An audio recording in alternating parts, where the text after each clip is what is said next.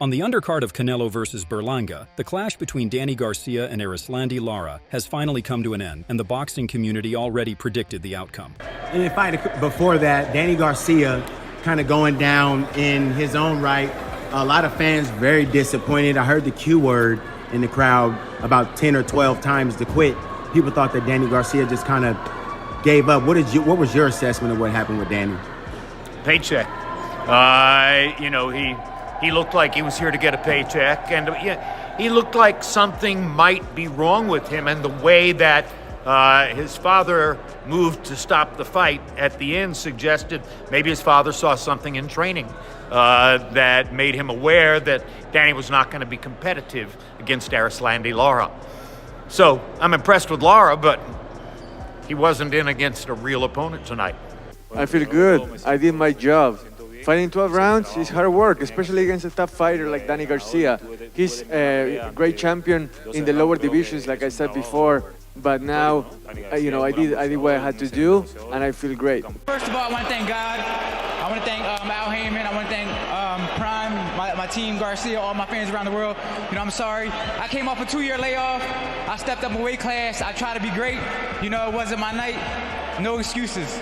776 days off is an awful long time in boxing, and then to try to accomplish this, was it just not able to find the rhythm or find the old Danny? Well, probably so. I didn't think the layoff would affect me, but this is only my second fight in like 4 years, so there's no excuses. I guess I couldn't catch my rhythm. I haven't been active. Maybe that was the reason, or maybe he was just better than me tonight.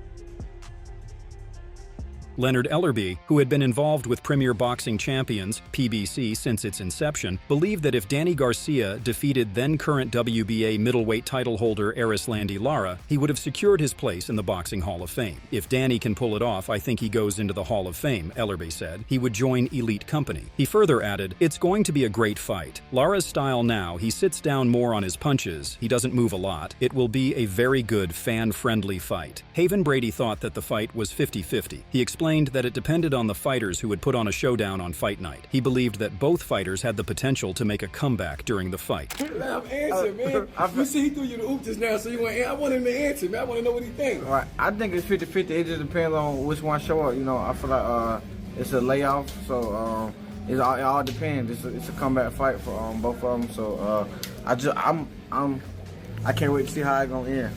Renowned figure in the boxing world, Bob Santos has played an essential role in helping Erislandy Lara to shape his career. Santos has been by Lara's side since his early days, helping the Cuban-American professional boxer to succeed in several weight categories. Santos reflected on the road ahead for the 41-year-old Olympic gold medalist as Lara prepared to defend his WBA middleweight belt against Danny Garcia. Lara, despite his age, appeared unaffected by those who doubted his capacity for top performance. Lara's another guy that everybody says is too old, but he keeps producing, keeps winning, Santos said. When Santos considered Lara's bout with Brian Castano, he said, "I thought we won that fight. We got a draw, but it is what it is. And we moved on to bigger and better things." Lara approached his career with an attitude of one fight at a time. Santos thought that this strategy, although risky, was what distinguished truly outstanding athletes. "He still wants to compete," Santos remarked. "What makes these guys great and different from most of us is the ability to always think they can do it, to always believe they can get off the deck, to always think they can take on a challenge that most of us would shy away from. That mindset is what makes them great." He further added, "I just talked to him the other day and I'll be meeting with him tonight. He just loves it. He's done it his whole life and that's all he knows." Chris Algieri thought it was a great fight and couldn't wait to see the matchup between the two fighters. He pointed out that while speed is impressive, timing often prevails, noting that Lara is a very defensive fighter. Algieri was eager to see how Danny Garcia would handle Lara's defensive skills in the ring. Very interesting fight. We got two guys that we did the tail of the tape. It's hard not to look at that 41 years of age for Erislandy Lara. But also, similar in height, and obviously Danny's coming up from 140 once upon a time.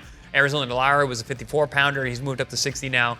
One thing that was not on there with Erislandy Lara is really long arms, big, long reach, and Danny doesn't. So I'm curious to see how that's going to play. He's going to have to close that distance, even though the height's not that different. Lara is a very defensive guy, southpaw, very, very long arms. But again, timing beats speed, timing beats length. So I'm going to be curious to see how these guys match up. Robert Garcia, who had worked with many champions, spoke with ES News and said he would pick Floyd Mayweather over a few current world champions, including the winner of the upcoming middleweight title fight between Erislandy Lara and Danny Garcia. He stated, "Whatever you say, whatever anybody wants to think, Mayweather could, because he's still active, he's still in shape. He could fight a real fight," Garcia said. Not real fighters like Virgil or Jaron Boots Ennis, but Mayweather could still beat many champions. Maybe at welterweight he could beat most of the champions right now. He'll probably beat Imantes Stanionis, Mario Barrios, and Brian Norman Jr. Mayweather can't fight a solid guy at 154, 160. He could probably fight the winner of Danny Garcia and Erislandy Lara. He could fight them, and he could become champion. I think he could actually beat one of those. Kieron Davis thought it would be an interesting fight, believing that we had two great boxers, one being a skilled stick boxer, Lara, and the other a proficient counterpuncher, Danny. He mentioned that it was an unpredictable fight and could very well be a 50-50 matchup. Who wins that fight? Yeah. I think it's a really good competitive fight. We have to see how much Danny has left, see how much Lara has left. I think it's a good crossroads fight. I think it's a fight that could have been happening, but it's good that it's happening now. I think it's an interesting fight. You got the stick boxer, who's also a puncher. You got Danny Garcia, who's a great counter puncher. Always finds a way to stay close in the fight, no matter what. So I think it's a good fight. I don't really have a winner in that fight. I go back and forth about who I think is going to win. I wouldn't bet on that fight. It's just too unpredictable. Danny Swift Garcia stepped inside the squared circle with the intent of becoming a 3-division world champion. During an interview with Boxing Social, Garcia was asked what defeating Erislandy Lara would have meant to him, and he responded by stating, "It would mean the world to me. This is my dream right here. Everyone don't achieve their dreams. I already did it 2 times in 2 weight classes. And the third time is the charm." On the night of September 14th, under the bright lights, Danny Garcia's goal was to defeat Lara and become a 3-division world champion. Garcia wanted to win and aimed to do it in a way that had never been done before. "I would love to be the first person to stop Lara," Garcia said. "I've been the first person to stop a lot of fighters, and to me, if I could stop him and just for sure guarantee that championship, that'll be the icing on the cake." On the other end, following his training session, the heavy-handed Cuban Lara paid tribute to Garcia, but revealed his targeted method of victory. "Danny Garcia is a great fighter, a multiple division world champion, and like me, he's one of the best fighters of this generation," said Lara. "This is going to be the fight of the night. I knocked out my last 3 opponents, and I'm training to make it 4. He added, "This is going to be a tough fight, I know that. But every fight at the championship level is tough and has its challenges. I'm preparing hard for Danny, and I believe that my experience fighting at this weight will be an advantage." Speaking on his preparation for the upcoming clash before the fight, Lara said, "I'm very happy with the work I've been putting in during this training camp." He added, "We've had a lot of time to work on fighting Danny Garcia, and we're prepared for what he brings. He's a very powerful puncher with both hands, so I've had to tighten up and make a few adjustments on my defense. My focus is why I can keep performing at this level again and again. I'm going to be in tremendous shape like I always am, and I'll be ready for anything he does in the ring." Trainer Greg Hackett commented that Lara had his left hand working exceptionally well. He noted that Lara knew precisely when to fire it and how to set it up, understanding how to make opponents react in a way that would open them up for the left hand. Hackett observed that if Danny Garcia could avoid being in the line of fire when Lara unleashed the punch, not by simply running away, but by not being in the immediate vicinity, he could be in a better position. However, Hackett warned that if Garcia didn't counter effectively or target the body, he could be in for significant trouble. From what I've been seeing from Lara, that left hand, he on fire with that left hand. He know when to fire it. He know how to set it up.